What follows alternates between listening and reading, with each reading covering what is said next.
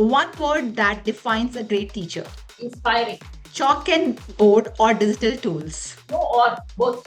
A teacher has to be a lifelong learner. So a teacher is no longer going to be an information provider. You can include peer learning. You can ask your teachers, your colleagues, which you trust, who will Yes. not judge you, to come Yes. to you, Yes. guide you.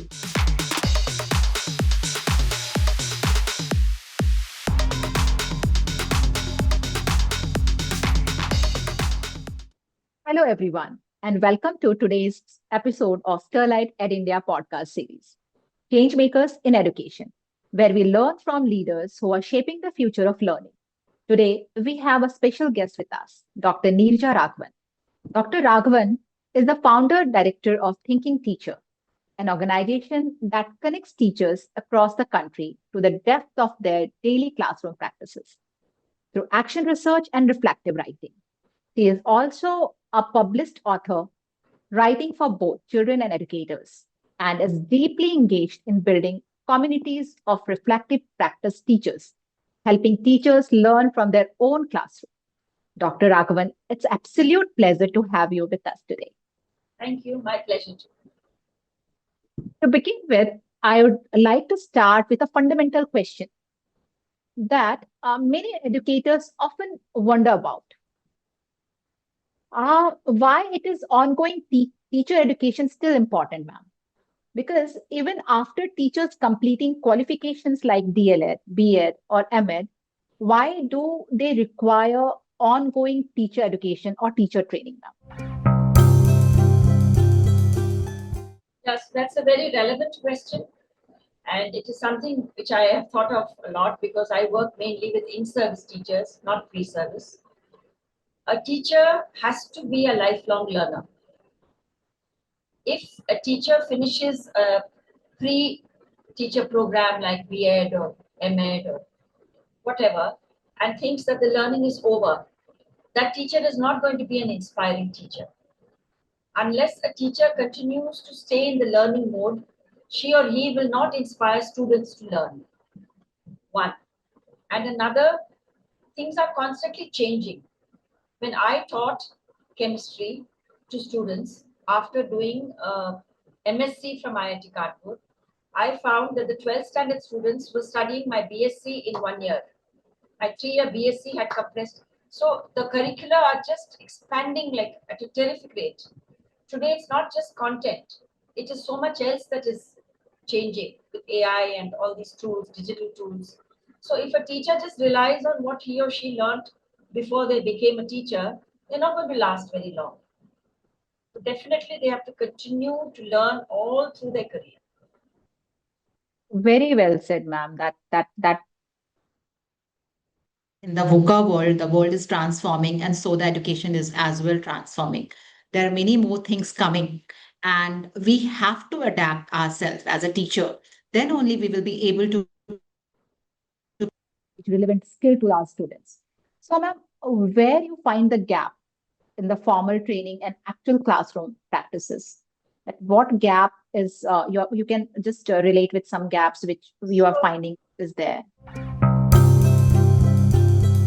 See, formal training, I don't remember my B.Ed now, but it gives you a broad base of learning theories, what some psychologists said. It doesn't give you much by way of practical experience. So when I first went into the classroom, I felt completely unprepared as a teacher.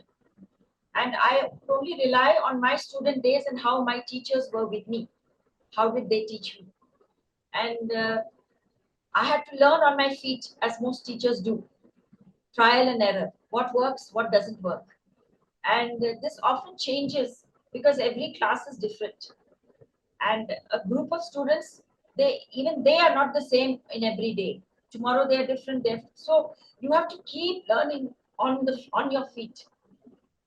So the practical is very different from the pre-teaching program, whatever you learned. I'm not saying that is entirely useless. You know the big names, you know the big theories of learning, but you are constantly rediscovering and learning on the ground when you teach. That is a never-ending process.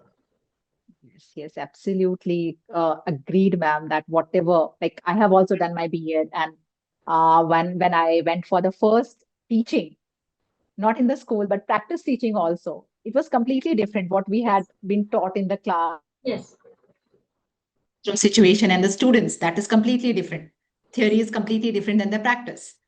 Practical thing, what we Yes. do in the class. So completely agreed on this that yeah, the situations are different, students are different. Every day the same student is behaving different. So it Yes. becomes very difficult for a teacher to manage. So, ma'am, keeping that in focus, what does a good teacher mean to you?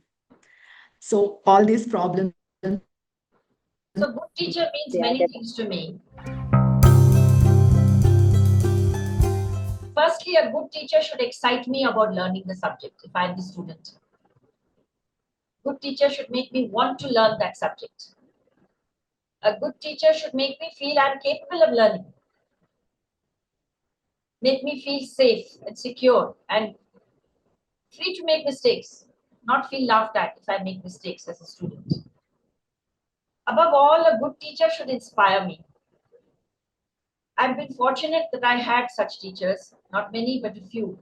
I always say one such teacher is enough to make your life. I think these are the most essential qualities of a good teacher.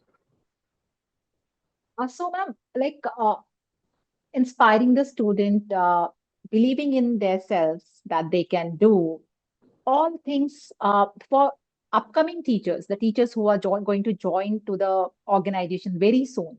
For them, these are the words that means that if we do such things, then we will be lacking behind our content, our syllabus. So with the syllabus, how to, if you could guide us that how to keep that syllabus as well as good practices and inspiring students aligned so that everything is on track and we also feel as a teacher some contentment. Yeah, we are doing good work. So, this is a trap which most teachers fall into, and I don't blame them because the management, parents, everyone, especially the senior classes, is focusing on syllabus coverage to prepare for that exam.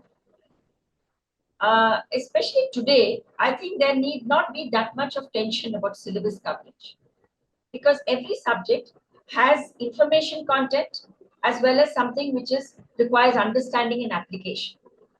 So the information content, much of it, students today can get at the click of a button. They don't need the teacher for it. They need the teacher for enabling understanding, for getting excited about it, for learning how to apply it in different contexts. So a teacher can always break up the syllabus into the portions which students can find out for themselves and the portions where the teacher can play a huge role in exciting them about it and seeing how it finds a connection to their everyday life, how they can understand it better, how they can apply it, discuss it, and so on. So this is very much possible today. In my days when I was a teacher, there was no internet, there were not even computers. So I had to come up with ways, and I used to, especially since I taught chemistry, I used to divide the portions like inorganic chemistry is a lot of memory. And Yes. students love playing teacher, even in their 12th grade. So I would take out the inorganic portion and ask them which of you would like to teach carbon, who would like to teach nitrogen. So they'd be very excited because each one is taking a chapter. So there was some excitement. Plus the information content I was not wasting my time on. They were preparing and I would spend my time on the exciting parts where I could get them to think and ask questions and debate and discuss. It's always possible, even more possible today. Yes, ma'am. Thank you for sharing this. That means a lot that this guidance actually is required for the teachers because Yes, when we have the technology, why not to use it? yes, The exactly. students, yeah, so students benefit.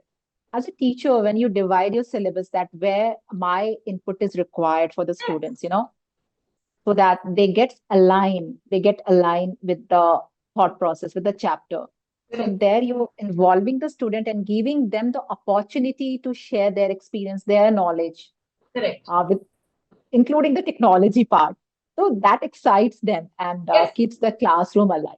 yes.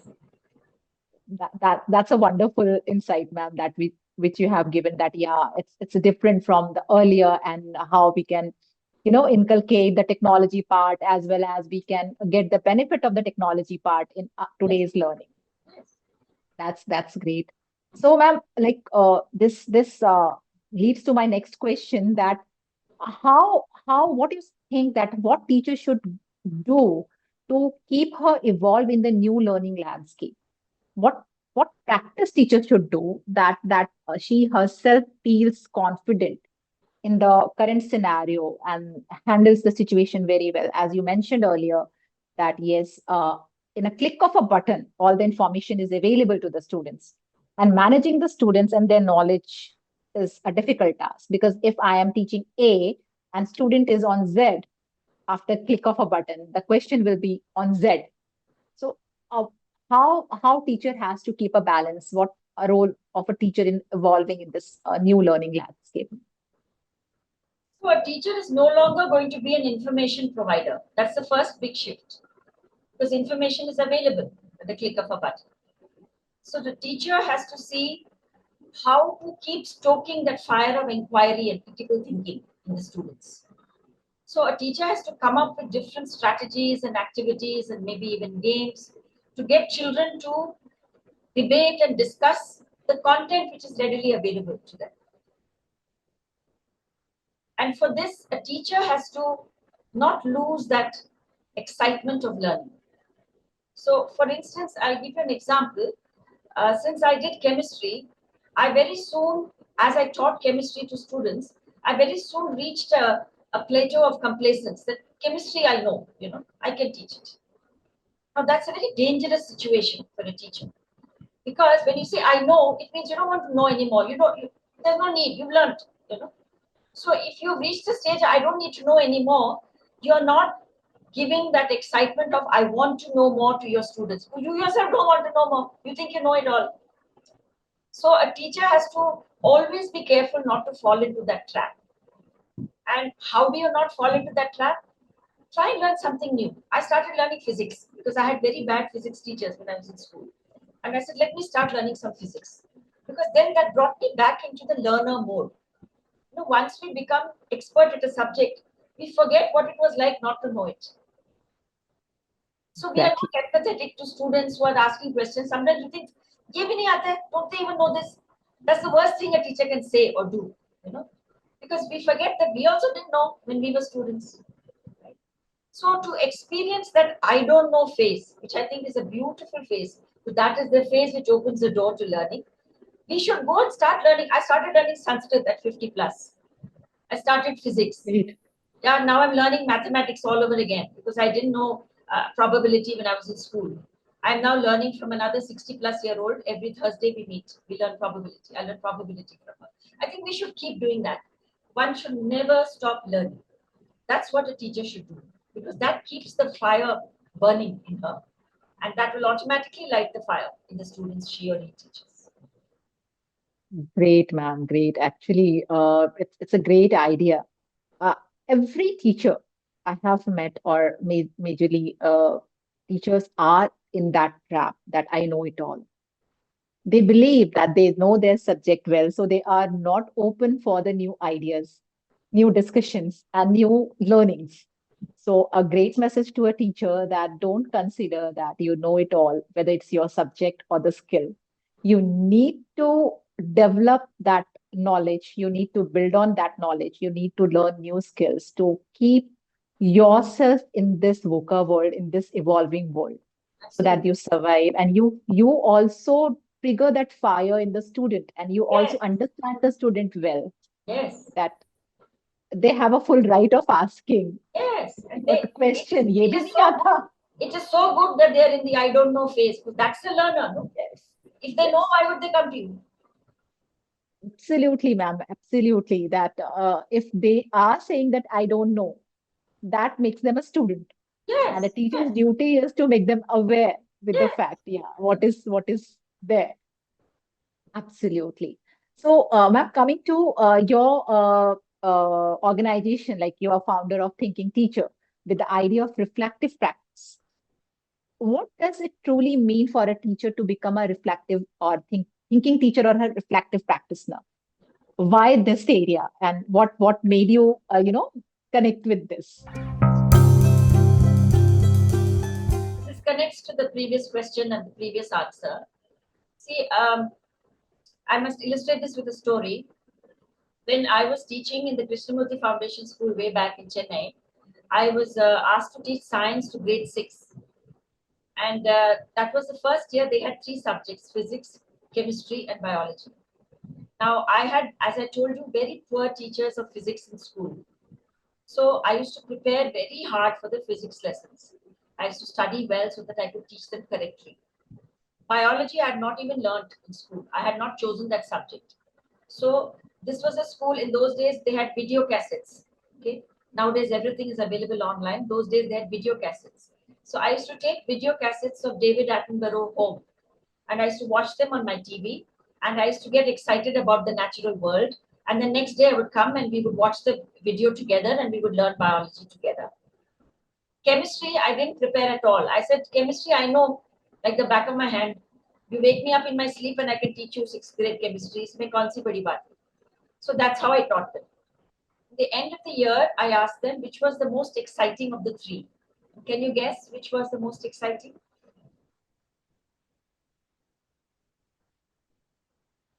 They found biology the most exciting. You see, I was learning biology with them. I was also a student. So they found that the most exciting. Now, can you guess which was the most boring? Chemistry. I had stopped learning. I had stopped thinking about it. Mere ko aata hai. I know it. I had stopped thinking about it, and it shattered me that the subject, which is my first love, I had made it the most boring for the students. So that was the day I learned the lesson that when a teacher stops thinking, students stop thinking. If a teacher continues to think about the subject, only then can she or he inspire students to think about the subject. Biology was new to me. I was thinking about every aspect of it. I was wonderstruck by it. So my wonder was transferred to the students and they were all excited by biology. Physics, I was halfway. I knew some things, I didn't know some things, so there was some interest. Chemistry had shut every door. I know everything. I don't need to know anything anymore.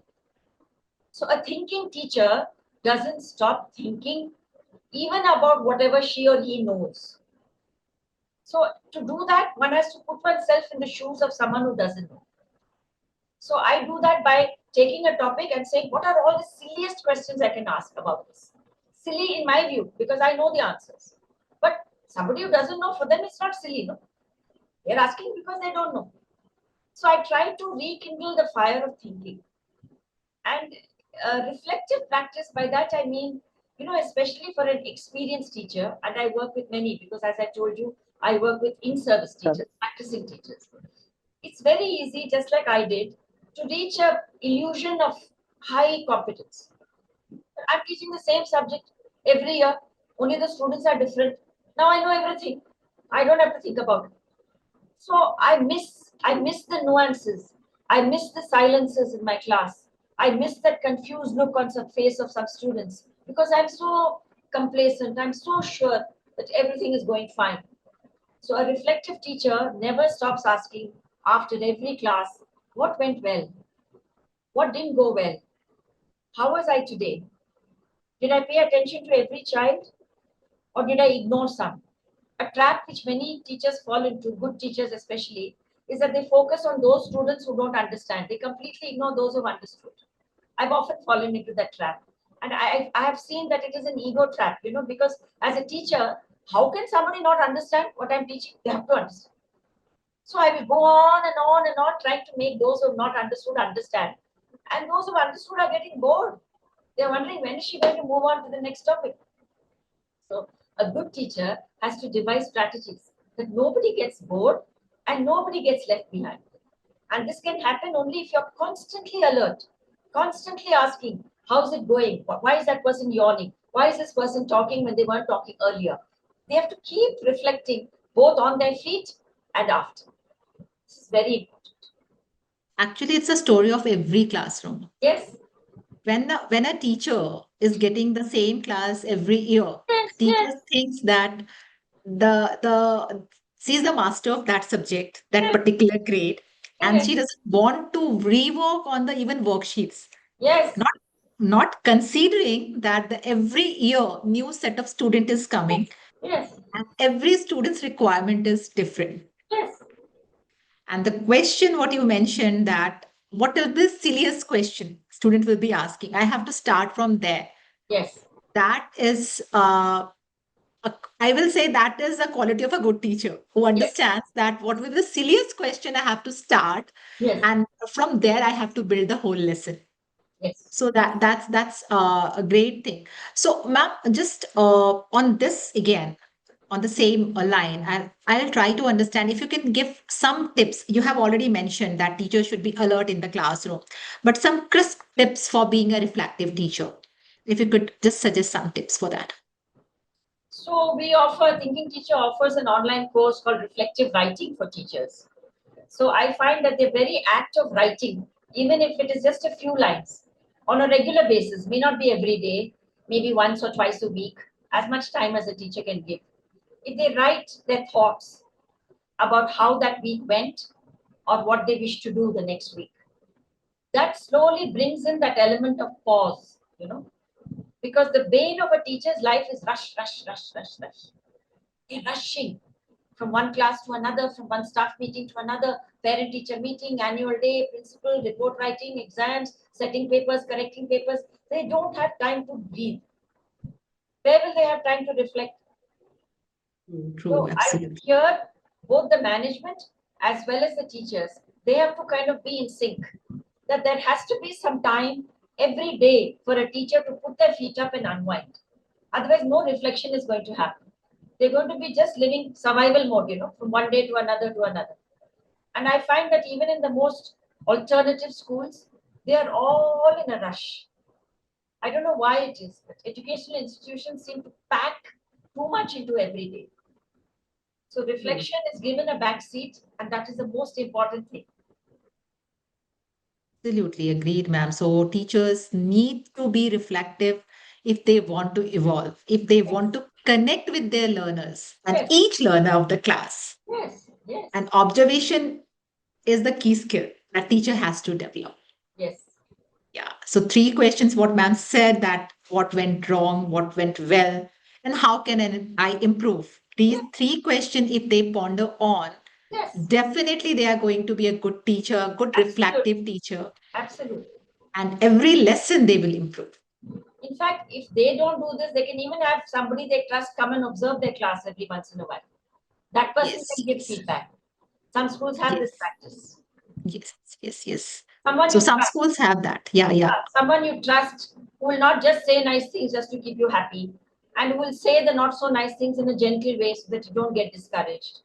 You can choose who will come and observe your class. That's a very good practice. That's another thing that can be adopted in schools. And that is a peer learning also. If my good Yes, practices work yes, with someone else, yes, nothing harm in it.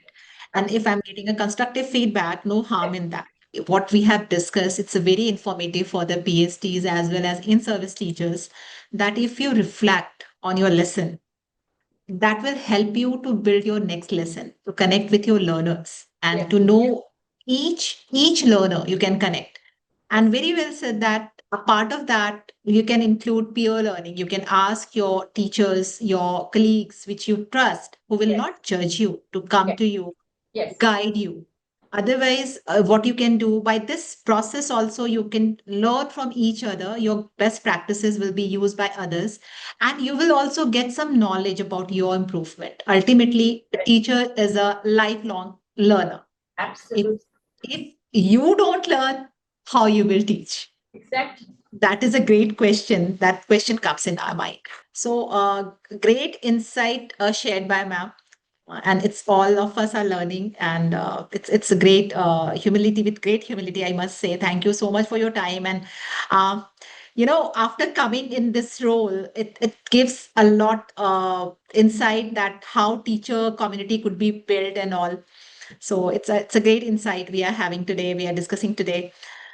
So, ma'am, coming to the next question, if you had to identify one mindset shift that could transform teaching in India, what would it be? So that's easy. I think the mindset shift that I would look for. People seem to think anybody can teach. I want that mindset to change. Nobody thinks anybody can be a doctor, anybody can be a lawyer, anybody can be an engineer. No. But they think anybody can teach. Even that profession requires a certain bent of mind, a certain set of skills, and that people don't seem to know, they don't seem to realize. Simply because we have all gone to school and we have been at the receiving end of teaching, we think, oh, we can also do that. Ulte haath ka kaam. It's not such a simple thing. And if you want to be a good and effective teacher, there's a lot of learning that you have to do.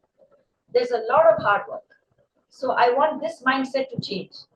Everybody cannot teach. Anybody cannot teach. Every profession has its demands, its prerequisites. So does teaching.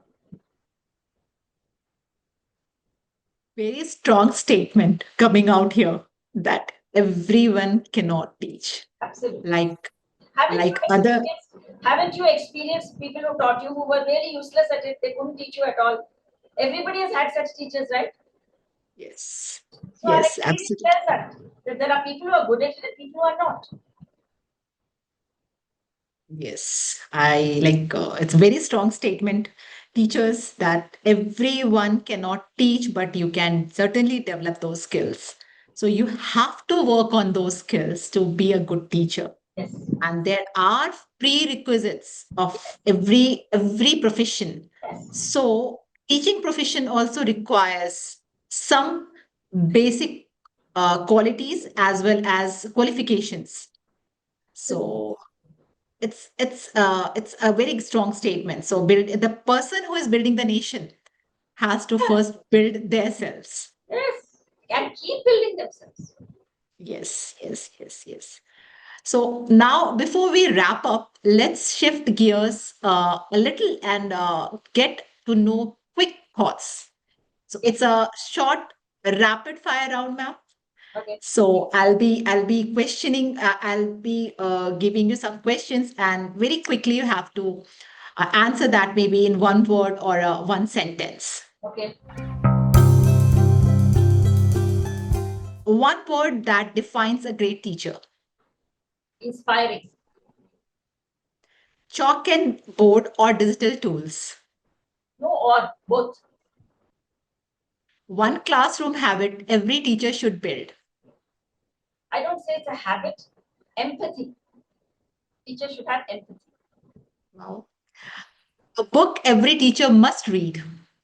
There's so many. I can give you a reading list, but the one that comes to my mind is Educated by Tara Westover. Okay, great. One myth about teaching you would like to break. I just did, right? Everybody cannot teach. Reflection in one word.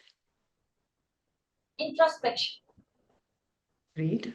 One thing teachers should stop doing immediately. Rushing, rushing, rushing. One thing teachers should start doing more often. Pausing, reflecting. You go to strategy when a class feels disengaged. Humor works always. Get them to laugh, they will all be engaged. One skill every student must leave school with. It's not a skill, but it's I'll say a piece of knowledge. I think this is what every school should do. Get every child to discover what they are good at. If you leave school knowing what you're good at, the school has succeeded. Tea or coffee during lesson planning. Neither also is fine. Even Nimbu Pani is fine. One message for teachers who feels overwhelmed. Take a break. Wow, what a great answers. And the most, you can say, the touchy one is one skill every student must leave school with. And a school who succeeds gives them the idea that student has which skill in which thing they are great at. Yes, So that should be the purpose amazing. of education. That is where we fail our students. We tell them what they should do in college. We don't help them discover it. That's the tragedy of our education system. Yeah, and we are in the process of building that. So together, yeah, we are thinking of, and one day we will succeed definitely. Hopefully. So, Dr. Raghavan, it has been such an insightful and thought-provoking conversation with you. Thank you. From understanding the gap between normal training and real classroom practice, to reimagining what it truly means to be a thinking teacher, your perspective have given us so much to reflect on. Thank you. Before we wrap up, if one final thought or message you would like to leave to our learners with, especially teachers who are trying their best to do every day, what would it be? I would request, and I've done this in earlier podcasts too, teachers, please start writing down whatever works for you. We don't have enough documentation in our country of what teachers have done well. If you write down what worked for you, another teacher may learn from you. So do more of documentation, teachers, and heads of schools. Give your teachers time to do that documentation. It will help the education system in our country to improve faster than any other. Great. That means, ma'am, you are just saying that you have to build the learners community as well as your own community. Absolutely. Teachers We can learn have to from help. each other. That is my, what shall I say? I want that message to go through before I leave this planet. Teachers can learn from teachers. They don't need one super expert to come and teach them. They are a fund of knowledge, each of them. Fund of knowledge and experience. We are not tapping into that enough. Great, great. So teachers, you are having responsibility of building your own community. Yes. Teachers learn from teachers. What went well with one teacher can go well with you as well. So yeah, it's a great thought provoking thing that yes, take everyone as a piece of information for you to learn. Every teacher should support other teacher and help them to understand that what they can improve and how their lesson could be improved so that every learners get chance to learn and they trust that they can learn. So now coming to the last round, ma'am. So thank you so much, Dr. Neeraja Raghavan, for sharing your time, your journey, and such valuable insight with us. Thank you. And to all our learners, if there is one takeaway from today's conversation, it is this. Great teaching is not just about methods or content, but about continuously reflecting, learning, and growing with your own students. Thank you for joining us on Changemakers in Education. Until next time, keep learning, keep reflecting, and keep making a difference. Thank you so much for joining us today. Thank you.